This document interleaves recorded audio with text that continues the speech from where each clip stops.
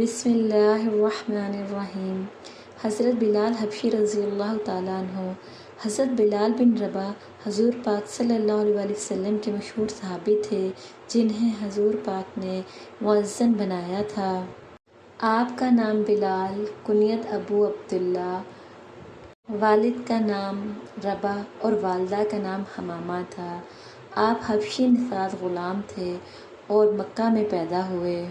آپ حضرت ابوبکر صدیق رضی اللہ تعالیٰ عنہ کے گہرے دوست اور اصحاب صفہ میں شامل تھے۔ آپ ان لوگوں میں شامل ہیں جنہوں نے ابتدا میں اسلام قبول کیا۔ آپ امیہ بن خلف کے غلام تھے۔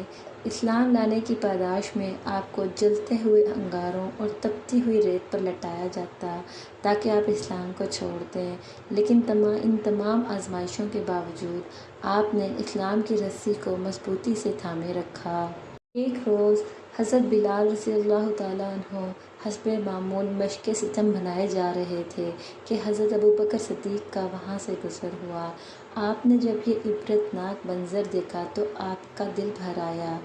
آپ نے ایک گراں قدر معاوضہ دے کر حضرت بلال رضی اللہ تعالیٰ عنہ کو آزاد کروا دیا۔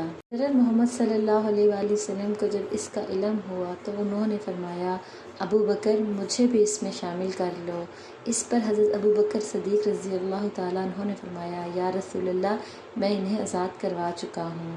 حضرت جابر بن عبداللہ رضی اللہ تعالیٰ عنہ سے مروی ہے کہ حضرت عمر فاروق رضی اللہ تعالیٰ عنہ فرمایا کرتے تھے کہ ابوبکر ہمارے سردار ہیں، کیونکہ انہوں نے ہمارے سردار یعنی بلال کو آزاد کروایا۔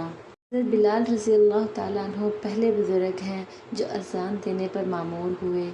آپ کی آواز نہایت بلند و بالا اور دلکش تھی۔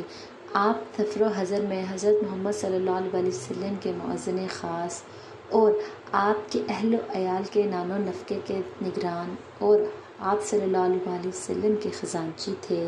حضرت بلال رضی اللہ تعالیٰ عنہ عیدین و استسقاء کی نمازوں میں رسول اللہ صلی اللہ علیہ وسلم کے آگے لاٹھی لے کر چلتے۔